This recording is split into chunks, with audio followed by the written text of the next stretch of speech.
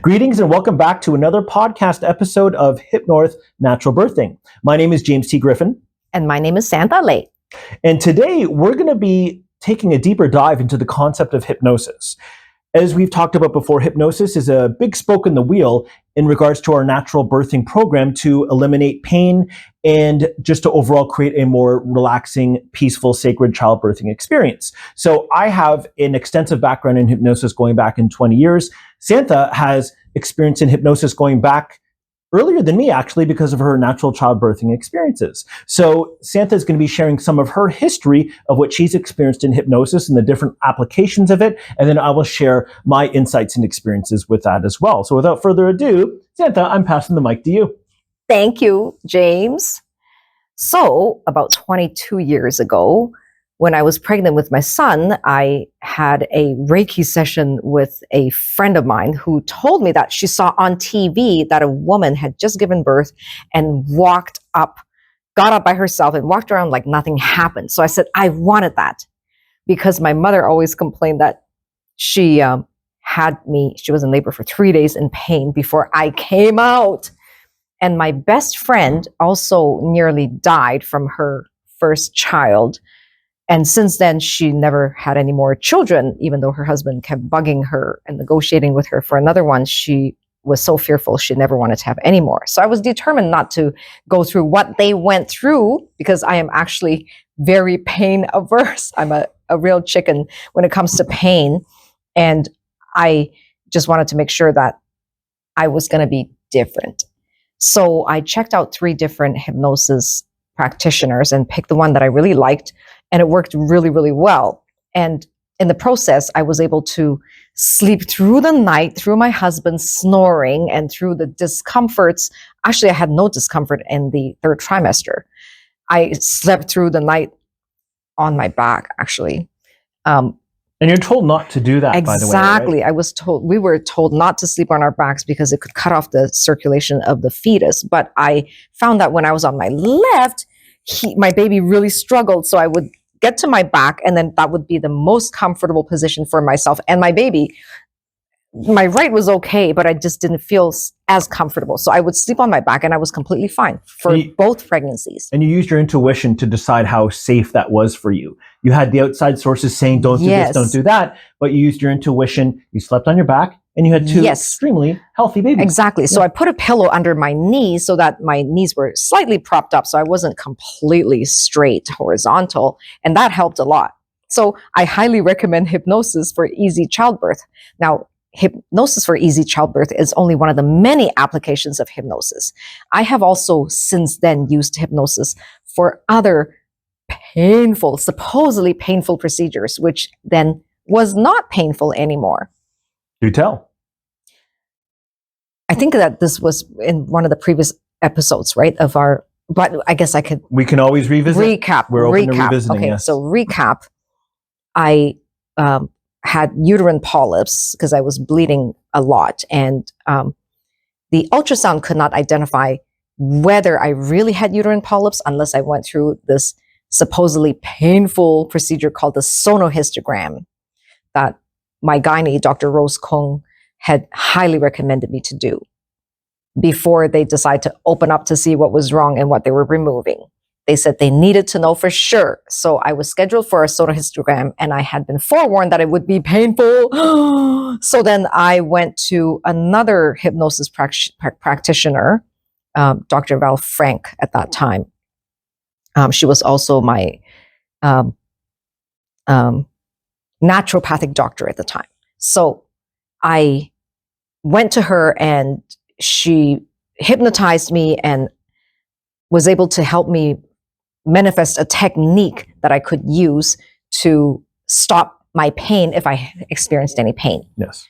So then the next day I went for those supposedly very painful sonohysterogram, but I had no pain. And the ladies who were doing the procedure had thought and kind of gently warned me that it would be kind of really uncomfortable, and depending on how you handle it, it could go on for longer than 45 minutes.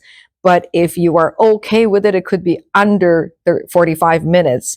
So I said, okay. So I self-hypnotized based on what I learned from Dr. Val Frank, and I had no pain. They were just amazed. They said, "Oh my God, you're doing really well." And I believe I was done in about 35 minutes. Wow. So just to be clear, it wasn't a little pain, it was no pain. Correct. Excellent. There was no pain whatsoever. And I was wide awake, and I was wide awake and anxious too. Anxious, but reminding myself that if I could have pain-free childbirth, I could do this. I could have a pain-free sonohystogram. Yes. So I just kept breathing through it, and it went fine. Everything went well, and I was done in 35 minutes, and then my sister was driving me home.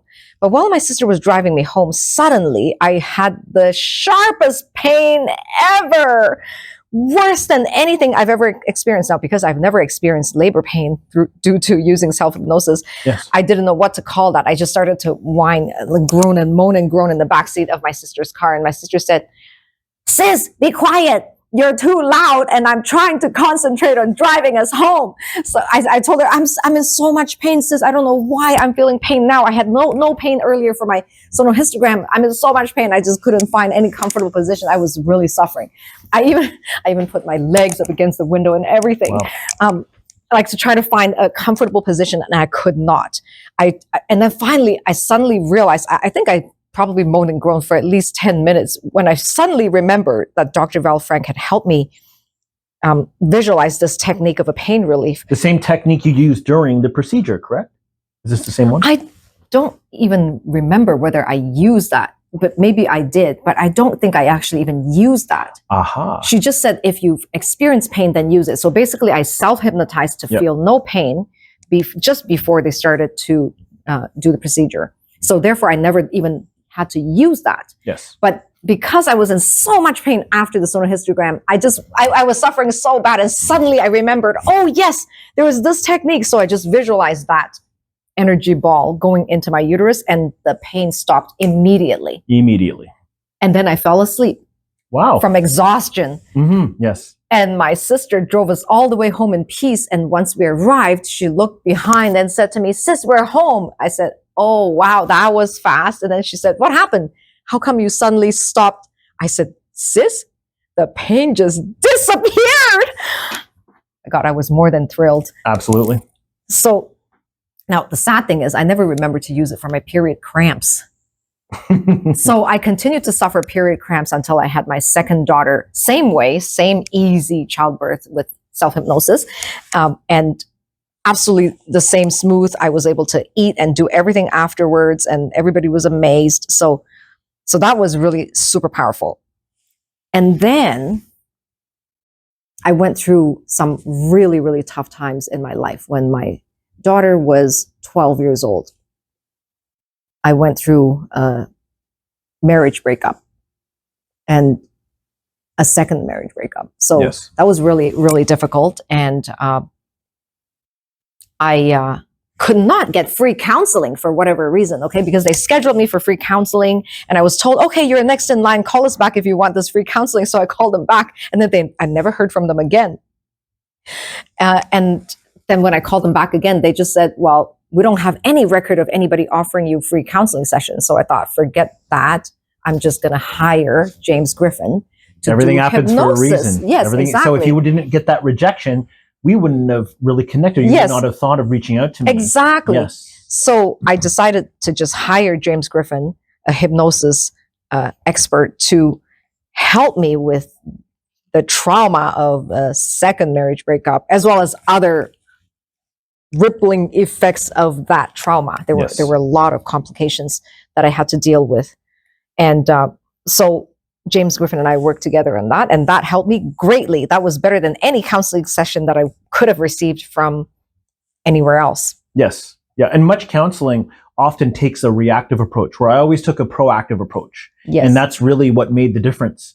And it helped you to navigate those waters with a lot more ease. Was it easy? To varying degrees, but it was easier because it helped you to change your perception. Absolutely. What you were going through as well. It was much, much easier. People were amazed at how I just recovered from a second failed marriage so fast. They're like, "You seem happy." Yeah, because I used hypnosis for healing. So, and I always recommend it to people. A lot of people are still very averse to trying hypnosis because it's not familiar to them. But did you know that hypnosis is actually the oldest pain relief method from the beginning of time? Long time ago, yes. Going back to ancient Egypt, by the way.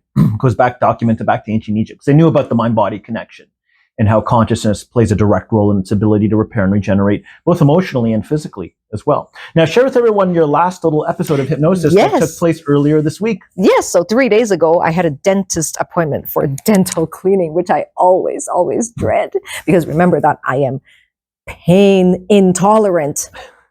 And I always forget to use self-hypnosis for pain-free childbirth to calm the pain. But I remember James shared with me a technique. He said, when you're in pain, just close your eyes and roll your eyeballs upward and then think, no pain, and it'll work. So while I was on the dentist chair, cringing and going, I was almost going to scream at my friend that the dentist was my friend. How dare he dig so hard at my teeth and my gums? And then all of a sudden I remembered James's technique. So while I was going, close my eyes, roll my eyes upward.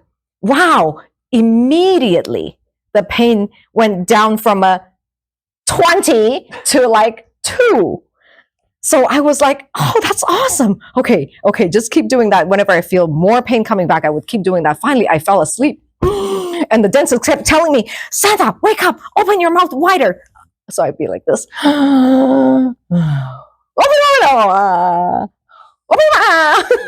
It was so funny. But anyway, I lived through that. And that is an amazing experience.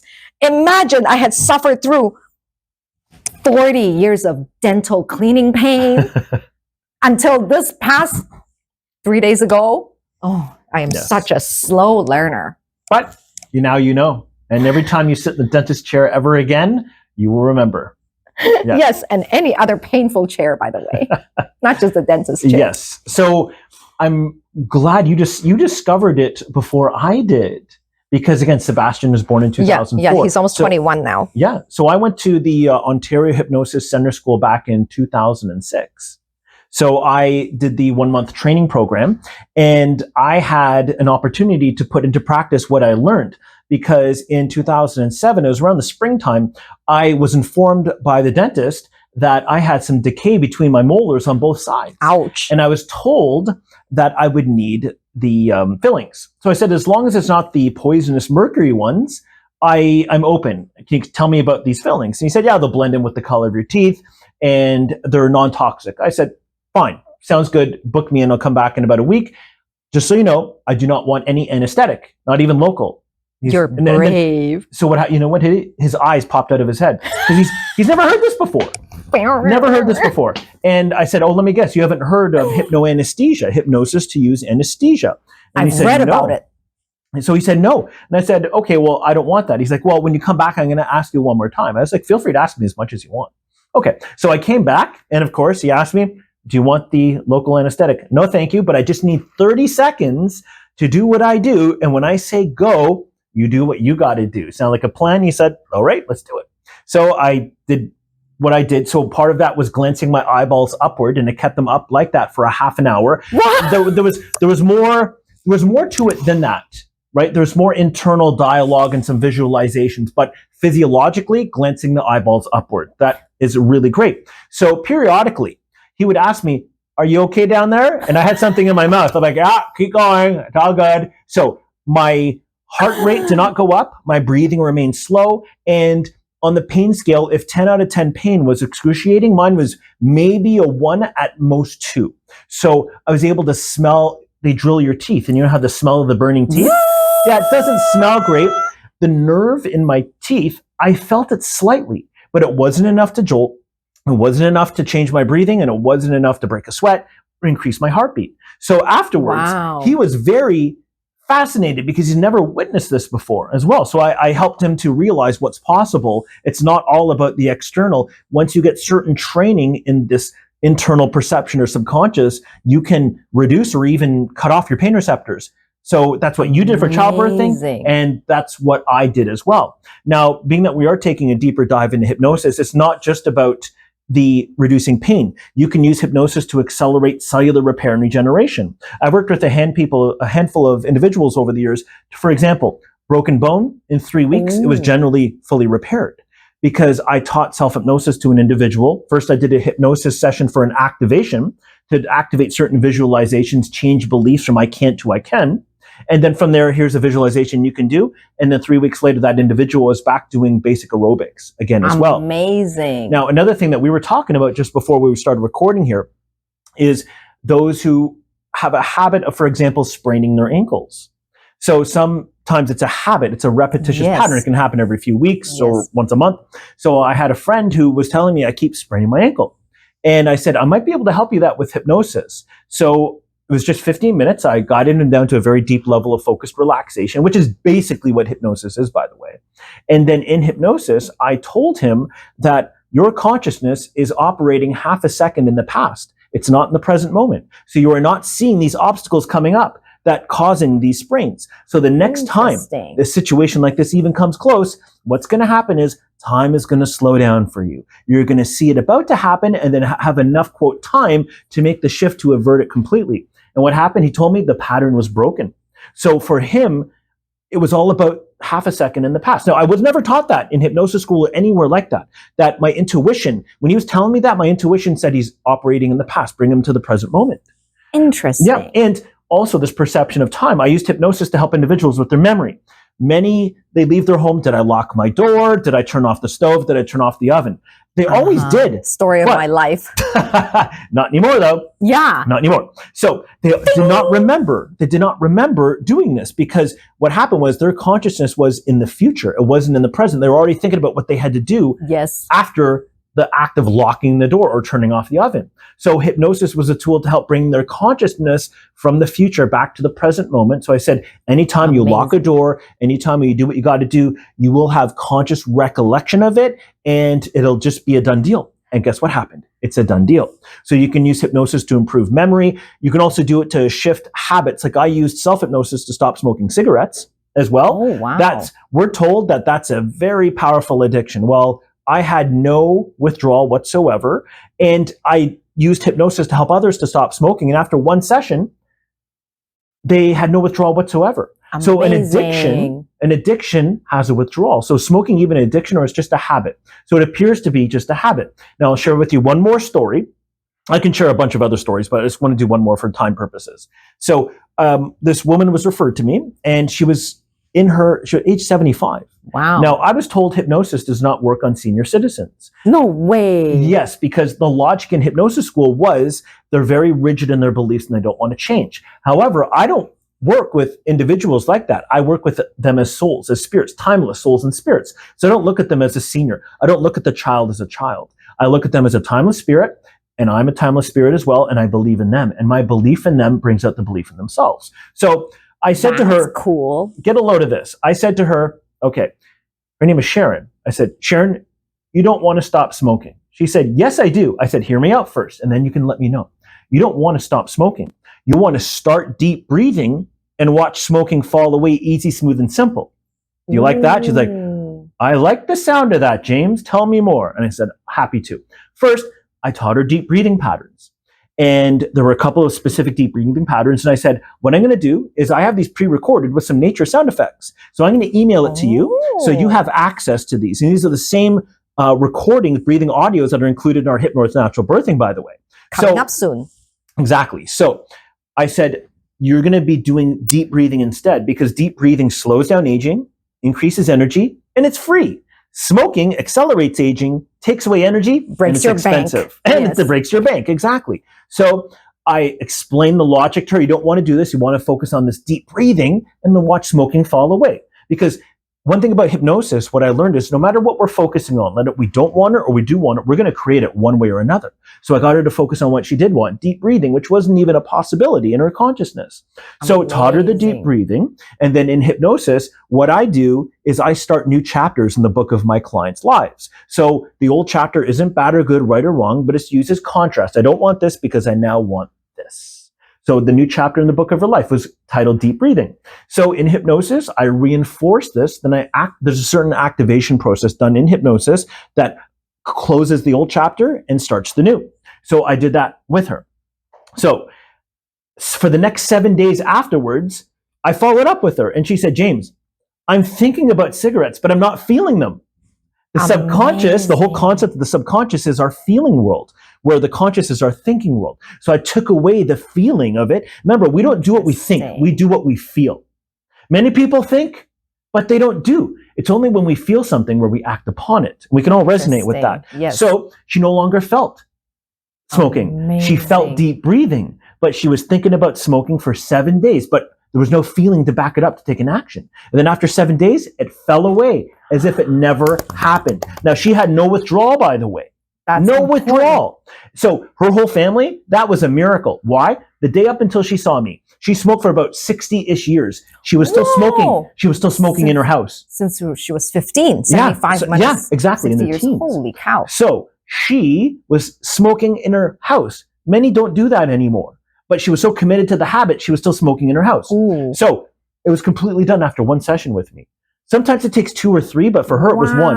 As I got better over time, it became more 1 or 2 sessions and eventually just 1 session. So this is the power of hypnosis. Amazing. Our subconscious drives and creates our reality, either consciously or unconsciously.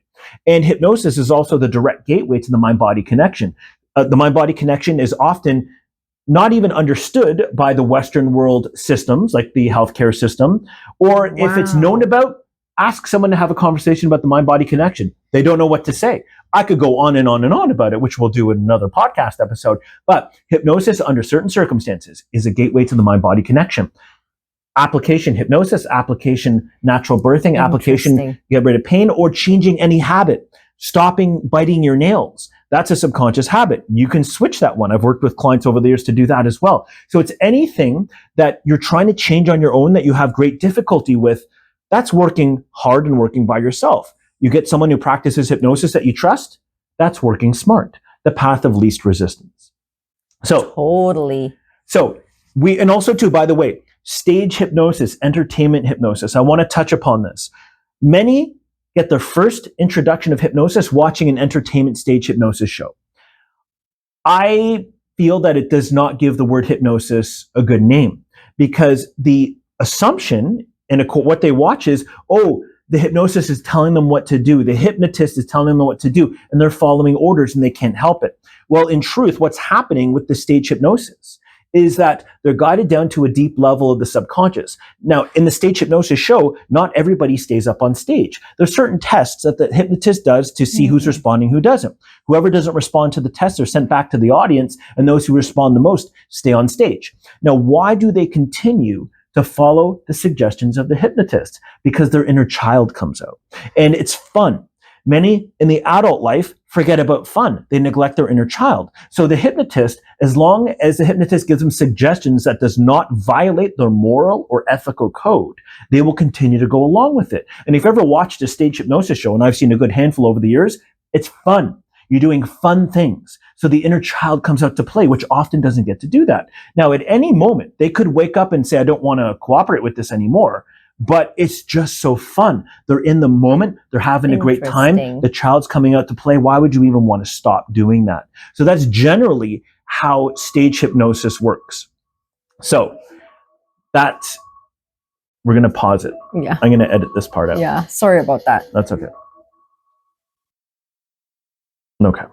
Well, sorry about that. Okay. So we're going to resume in 5, 4, 3, 2, 1. So that's generally how stage hypnosis works. The inner child is coming out and wants to play. So I can see how someone who watches a stage hypnosis show can make these assumptions and make these conclusions. You're losing your mind. You're not thinking for yourself. And all the hypnotist is doing is guiding you to perform generally. Let that inner child come out. I just thought they were acting.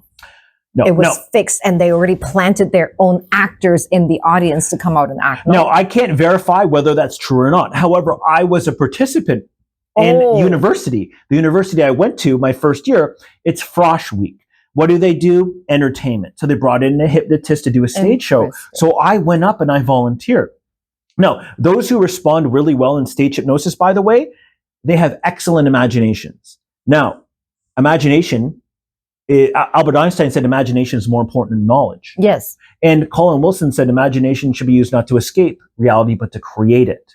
So having a powerful imagination can be very advantageous if you know what you're doing with it as well. So those who respond really well in stage hypnosis, they have very powerful imaginations. So when I went along with the suggestions, number one, it doesn't feel like time exists. You're just going from one moment to the other. And I was enjoying the process. I was just going with the flow. I remember everything, but it just felt so natural. I'm having fun. Why would I want to stop this? I didn't even think to myself, why would I want to stop this? I was literally in the moment, going with the flow and having fun. So I don't want to come out. So I did some really interesting things, and I was told to imagine certain things because in hypnosis, imagination is amplified, so things feel more real. So I've had some experiences during that stage hypnosis experience that felt very real. Part of me knew it was imagination, but the part of me felt it was real. So it's very, very fascinating. And again, the world of hypnosis, we can go on and on and on about this, but I just wanted to share with our audience what our perceptions and experiences are of hypnosis. So under certain circumstances, it's an extremely powerful tool to create our reality more consciously. Question. Yes. During that stage hypnosis, were you actually awake with your eyes wide open? Yes. And now, what happens is you're told to act out a certain scene and you really go with it. With your eyes wide open. Eyes wide open, because we can be in hypnosis with our eyes wide open. And I can tell you how. We've all done it. Why? Watching a commercial. When you're watching a commercial, you're staring at a box with lights and sounds. Yes, watch those That's subliminal a form of messages. hypnosis, yes. So that's one form of hypnosis. Hypnosis is actually coming from all directions. And we're going to talk about this another time. The programming of society to get us to believe that we're victims to life circumstance, when in fact we're the creators of it. We'll talk about that in another podcast episode. But that's an excellent question. Eyes open, eyes closed. It's all about the brain waves and your level of consciousness. But at first, to get to that, you have to go down eyes closed, deep, deep, deep relaxation. But you can come back up with your eyes open, but remain at that deep level of conscious awareness. This is an excellent question. We're going to explore this in another podcast episode because I feel our time is almost up. I just want to tell you, though, that the hypnosis I have experienced, I was always eyes closed, relaxed, and I never wanted to come out of it and wake up because it felt like such a nice nap. Yeah. And yet, when I woke up, I would actually feel so rejuvenated and as if I've had 8 hours of sleep. So because it's absolutely wonderful. Cellular repair and regeneration at that very deep level of relaxation is increased.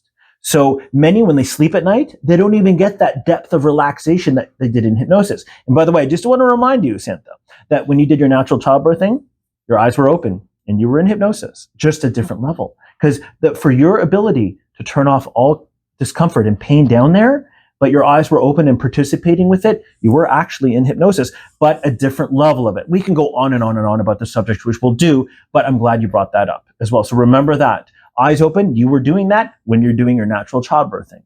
That's true. When I had the contractions, all I felt was tightness over here. And that's when I actually had my eyes closed a lot because I was really sleepy because my water broke at 6 a.m. and 4:30 a.m. I was so sleepy. So in between my contractions, when there was no feeling, I would just put my head down and sleep until the next contraction started. And then I would just breathe through the tightness of my back. And then I would be asleep again when it went away. So I just kept doing that. Even when my contractions were only 30 seconds apart. Yes. I was still napping in between those few seconds. Yes. And I'm glad we revisited this. And this is the last thing before we end this podcast episode.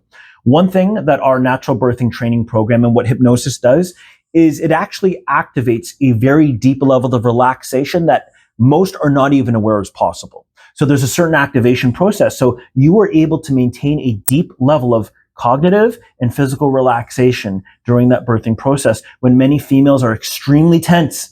They're tense in here, they're tense in their heart, and they're tense in the body. How are you supposed to feel relaxed when all that tension is flowing there? So that's a major element. So I'm glad you revisited that because you were in such a deep level of relaxation during the birthing process. Things happen more naturally. The baby can slide out more naturally as opposed to this abnormal, insane pushing.